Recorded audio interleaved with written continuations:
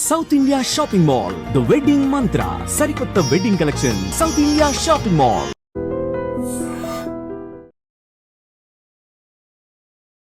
Hello Yashasvi Santosh గారు. నమస్తే అండి. హాయ్.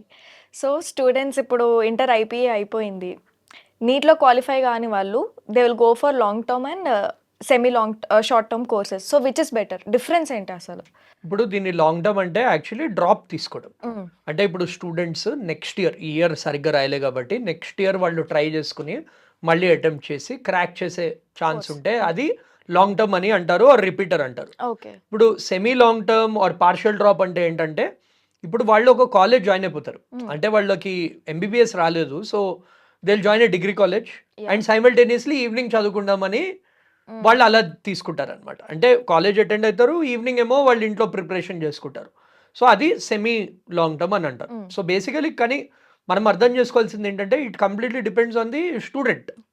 ఇప్పుడు డ్రాప్ అనుకోండి, ఇప్పుడు ఒకవేళ వాళ్ళ goal only MBBS or BDS అనుకోండి, ఆ రెండు tough courses. So partial drop తీసుకోవడం డజంట్ మేక్ సెన్స్. ఎందుకంటే వాళ్ళు ఆ dedicated amount of time spend చేస్తేనే వాళ్ళ ఎగ్జామ్ అనేది క్రాక్ చేయగలుగుతారు. ఇప్పుడు పార్షియల్ డ్రాప్ ఓవర్ కంటే జస్ట్ అంటే వాళ్ళు ఆల్రెడీ వాళ్ళకి అంత హోప్ లేదు, బట్ ఏదో ట్రై చేద్దాం అనుకున్న వాళ్ళకి పార్షియల్ డ్రాప్ ఈజ్ ఓకే. కానీ పార్షియల్ డ్రాప్ తీసుకుంటే డిసడ్వాంటేజ్ ఏంటంటే వాళ్ళు కాలేజ్ మీద కూడా ఫోకస్ చేయలేరు, దీని మీద కూడా ఎక్కువ టైం స్పెండ్ చేయలేరు. సో మేము చాలా మంది స్టూడెంట్స్ చూసామన్నమాట, పార్షియల్ డ్రాప్ తీసుకుని కాలేజ్ జస్ట్ సెమిస్టర్ ఎగ్జామ్స్ ముందర నెగ్లెక్ట్ చేస్తారు. సో అక్కడ బ్యాక్లాగ్స్ పడతాయి, ఈ ఎగ్జామ్ మళ్ళీ నెక్స్ట్ ఇయర్ క్లియర్ కూడా చేయలేరు. సో వాళ్ళు క్లియర్లీ డిసైడ్ చేసుకోవాలి which one they want to go for. ఇలా చేస్తూ ఉంటే ఎవ్రీ ఇయర్ లాంగ్ టర్మ్ అని ఉంటుంది, కానీ ఆ సీట్ అనేది వస్తుందా? లైక్ విచ్ ఇస్ బెటర్ యాక్చువల్గా? షార్ట్ టర్మ్స్ అంటారు, లాంగ్ టర్మ్స్ అంటారు, లేకపోతే మన క్యాంపస్లోకి వెళ్ళేసి వచ్చిన దాంట్లో చూసుకుంటారు. But is it correct for them? అంటే it again depends on the student అండి. ఇప్పుడు చూడండి, కొందరు పేరెంట్స్ వాళ్ళకి ఏంటంటే ఇప్పుడు మనం నీట్ గురించి మాట్లాడమంటే కొందరికి ఏంటంటే ఆల్రెడీ మెడికల్ బ్యాక్గ్రౌండ్ నుంచి వస్తారు. సో వాళ్ళకి 2 years అయినా 3 years అయినా డిఫరెన్స్ అవ్వదు, ఎందుకంటే వాళ్ళ ఫ్యామిలీ ఆల్రెడీ సెటిల్డ్. ఇప్పుడు normal lower class middle class students ఉన్నారనుకోండి, వాళ్ళు ఏంటంటే వాళ్ళు ఆలోచించాలి. ఎందుకంటే మన కాంపిటీషన్ అనేది చాలా పెరిగిపోయింది. ఆల్మోస్ట్ 25 lakhs మంది రాస్తున్నారు నీట్ ఎగ్జామ్. సో మనకి సీట్స్ కూడా పెరుగుతున్నాయి, కానీ అప్లికెంట్స్ అంత పేస్లో పెరగట్లేదు. సో వాళ్ళు సపోజ్ లెటర్స్ ఈసారి 500 అరౌండ్ టోటల్ వస్తే మంచి ర్యాంక్ వస్తుందని ప్రెడిక్ట్ చేస్తున్నాం, బికాస్ ఈసారి టఫ్ పేపర్ వచ్చింది కాబట్టి. వాళ్ళు 500కి ఎంత దగ్గరలో ఉన్నారు. ఇప్పుడు సపోజ్ ఓన్లీ 100 120 వచ్చింది అనుకోండి, ఇంకా 380 మార్క్స్. సో వాళ్ళు నిజంగా ఆలోచించాలి దట్ 380 మార్క్స్ నేను 1 yearలో తెచ్చుకోగలుగుతానని. ఇప్పుడు సపోజ్ కొందరు 400 350 దగ్గర అయిపోయారు, వాళ్ళు డెఫినెట్లీ లాంగ్ టర్మ్ అనేది తీసుకోవాలి, ఎందుకంటే ఆ ఇయర్ అనేది వర్త్. ఇప్పుడు 120 130 140 బిలో 200 ఆగిపోయిన వాళ్ళు ఉంటారు. వాళ్ళు ఏంటంటే ఫస్ట్ అనాలిసిస్ చేసుకోవాలి, వాళ్ళకి ఇంటర్మీడియట్లో ఎన్ని మార్క్స్ వచ్చాయి. ఇంటర్మీడియట్ మార్క్స్ ఒకవేళ 95+ అనుకోండి, వాళ్ళు లాంగ్ టర్మ్ చేస్తే మేక్ సెన్స్. ఇప్పుడు ఇంటర్మీడియట్లో కూడా 70% వచ్చింది, నీట్లో కూడా సరిగ్గా స్కోర్ రాలేదు, అలాంటి టైంలో we wouldn't recommend them to do a long term. అప్పుడు వాళ్ళు వేరే ఆప్షన్స్, ఇప్పుడు బైపీసీలో కూడా అపార్ట్ ఫ్రమ్ ఎంబీబీఎస్ అదొక్కటే లేదు, మన B pharmacy, pharm D, biomedical, biotechnology, veterinary science, అది కాకుండా డిగ్రీ ఇన్ బాటనీ, మైక్రోబయాలజీ అలాంటివి కూడా ఉన్నాయి. So it's not the end of the world. So students practical decision అనేది తీసుకోవాలి depending on their level. So బేసిక్గా దీంట్లో which type of students long term courses తీసుకోవడానికి ఇష్టపడతారు? సో ఇప్పుడు బేసికల్లీ నేను చెప్పినట్టు జస్ట్ మిస్ అయిన స్టూడెంట్స్ ఉన్నారు. అంటే కట్ ఆఫ్ 500 అంటే ఫర్ ఎగ్జాంపుల్ వాళ్ళకి 400 ఆర్ 350 అనేది వచ్చింది, వాళ్ళు లాంగ్ టర్మ్ చేయడం మేక్ సెన్స్. ఎందుకంటే 100 మార్క్స్ వాళ్ళు 1 year చదివి అంటే అరౌండ్ 25 questions చేయగలుగుతారు. ఇప్పుడు సెకండ్ టైప్ ఆఫ్ స్టూడెంట్స్ ఎవరు? వాళ్ళు మెడికల్ బ్యాక్గ్రౌండ్ నుంచే ఉన్నారు, ఆర్ వాళ్ళు మేము ఎలాగైనా డాక్టర్ అవ్వాలి, వాళ్ళకి పట్టుదల ఉంది అండ్ వాళ్ళు హార్డ్ వర్క్ చేయడానికి రెడీగా ఉన్నారు, ఆ టైప్ ఆఫ్ స్టూడెంట్స్ తీసుకోవాలి. అంటే బేసికలీ నేను చెప్తుంది ఏంటంటే 100% షూర్ ఉండాలి లాంగ్ టర్మ్ తీసుకున్నప్పుడు, వేరే ఏ డైవర్షన్స్ ఉండకూడదు. Last year suppose 5-6 hours day చదివారంటే ఈసారి 10 hours per day చదవడానికి రెడీగా ఉండాలి, సాక్రిఫైసెస్ చేయాలి. ఎందుకంటే వాళ్ళు వేరే ఫ్రెండ్స్ వాళ్ళు ఏదో కోర్స్ జాయిన్ అయిపోయి వాళ్ళు సెటిల్ అయిపోతారు, అది చూసి డిసప్పాయింట్ అవ్వకూడదు. సో ఎవరైతే కొంచెం హెడ్ స్ట్రాంగ్ ఉండి వాళ్ళు ప్యాషన్ ఉంటేనే లాంగ్ టర్మ్ అనేది తీసుకోవాలి. ఇప్పుడు కొంచెం కూడా డౌట్ ఉంది అంటే అప్పుడు దే హ్యావ్ టు థింక్. నేను చెప్పినట్టు 2-3 మెట్రిక్స్ ఉంటాయి. ఒకటి ఏంటంటే వాళ్ళకి ఈసారి స్కోర్ ఎంత వచ్చింది, సెకండ్ ఏంటంటే వాళ్ళకి వాళ్ళు లాస్ట్ ఇయర్ కాలేజ్లో చదివారు, అప్పుడు మార్క్స్ ఎలా వస్తుండేవి. కొందరికి ఎలా అవుతుందంటే కాలేజ్లో బాగా చేసినా కానీ ఫైనల్ ఎగ్జామ్లో డిఫికల్ట్ పేపర్ వచ్చి వాళ్ళు కాన్ఫిడెన్స్ మొత్తం పోయి చేయని వాళ్ళు కూడా ఉంటారు. అప్పుడు ఏంటి, వాళ్ళ బోర్డ్స్లో ఎన్ని మార్క్స్ వచ్చాయి, బోర్డ్స్లో 90-95% స్టూడెంట్ ఉంది, ఈసారి ఏదో నేరోగా మిస్ అయింది ఆర్ ఈసారి ఫర్ సమ్ రీజన్ అవ్వలేదు అంటే then they can go for long term. ఒకవేళ బోర్డ్స్లో కూడా తక్కువ వచ్చి దెన్ నీట్లో కూడా మంచి స్కోర్ రాకపోతే then I wouldn't recommend them to do a long term. వేరే ఆప్షన్స్ చూసుకోవచ్చు. This is for NEET. ఇప్పుడు మనం జేఈ గురించి మాట్లాడామంటే ఇప్పుడు జేఈ స్టూడెంట్స్కి ఏంటంటే ఎక్కువ ఆప్షన్స్ ఉన్నాయి.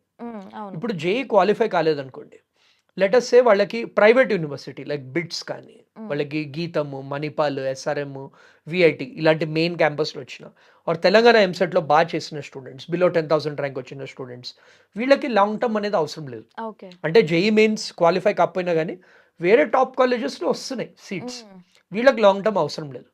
ఎవరైతే అగైన్ 95%+ స్టూడెంట్స్ ఉన్నారో, జేఈ మంచిగా రాయలేదు, ఎంసెట్ మంచిగా రాయలేదు, ఈ ప్రైవేట్ యూనివర్సిటీ మెయిన్ క్యాంపస్లో రావట్లేదు, వాళ్ళు definitely they can consider for long term. Again average students కూడా they can consider for long term. ఇప్పుడు బ్యాక్లాగ్స్ ఉన్న స్టూడెంట్స్ ఉంటారు.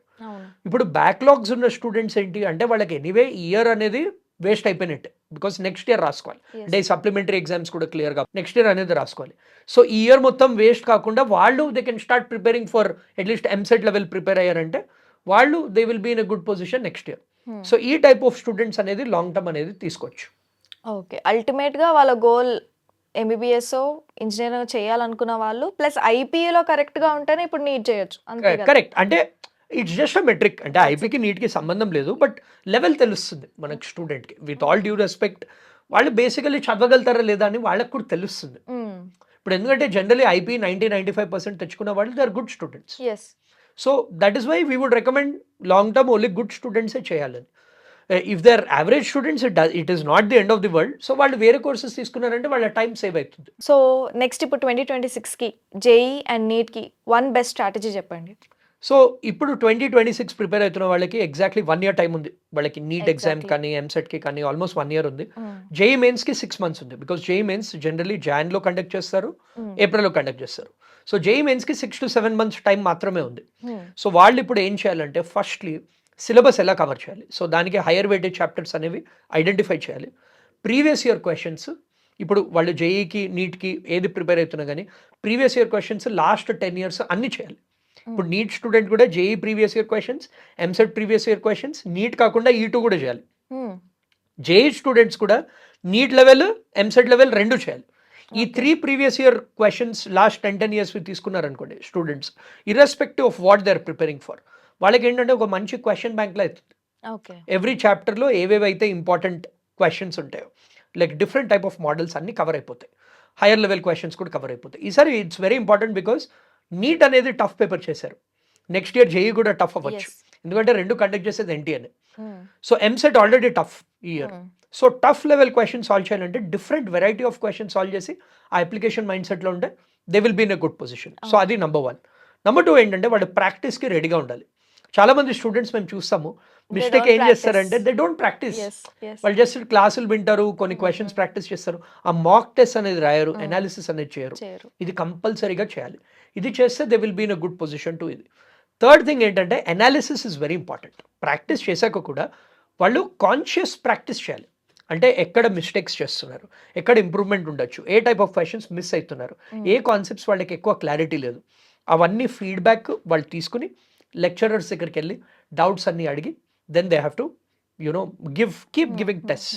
సో ఇవి చేస్తే they will be in a good position. But student don't tend to go near lecturers కదా, doubts కానీ clear ఏదైనా analysis చేసుకోవడానికి కూడా వెళ్ళరు. అలాంటి వాళ్ళకి మరి ఇప్పుడు చూడండి, ఎవరైతే టాపర్ ఉంటారో topper students are the ones generally వాళ్ళు మాక్సిమం డౌట్స్ అడుగుతారు.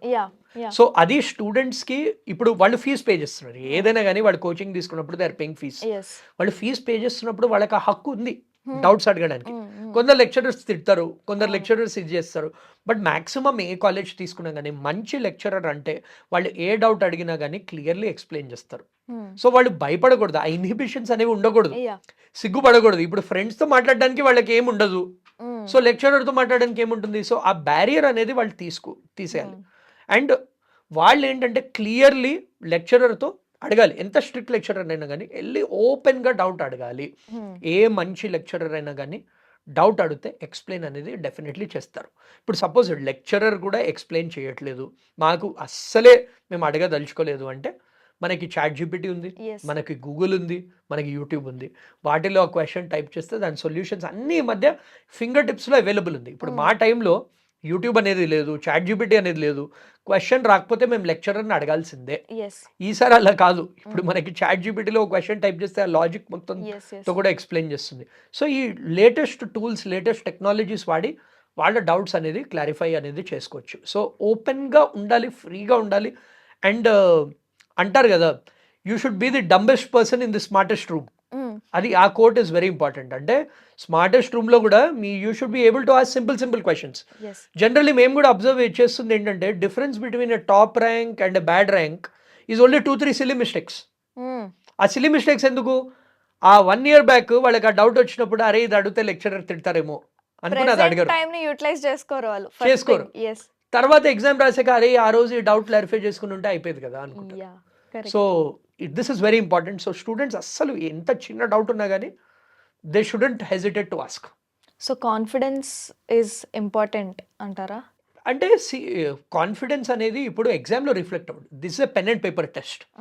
But confidence in life is generally very important. So చాలా మంది షై స్టూడెంట్స్ ప్లేస్మెంట్స్కి వెళ్ళాక వాళ్ళకి కాన్ఫిడెన్స్ లేకనే ఇవన్నీ small things add up. Recent గానే మనం ఒకటి చూసినాం, ఒక student, she has some 50+ certifications and everything, but she has lack of skills.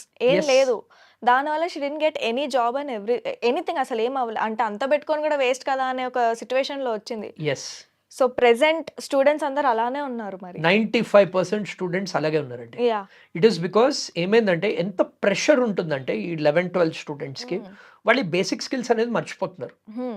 So వాళ్ళు ఏంటంటే they should be looking at it from a future point of view. అంటే ఇప్పుడు impact అవుతుంది స్కిల్స్, అది మనకి ఫ్యూచర్లో సడన్లీ రావు. క్యాంపస్ ప్లేస్మెంట్ 1 week ముందర ఇంగ్లీష్ నేర్చుకుందాం అనుకుంటారు, అది అవ్వదు.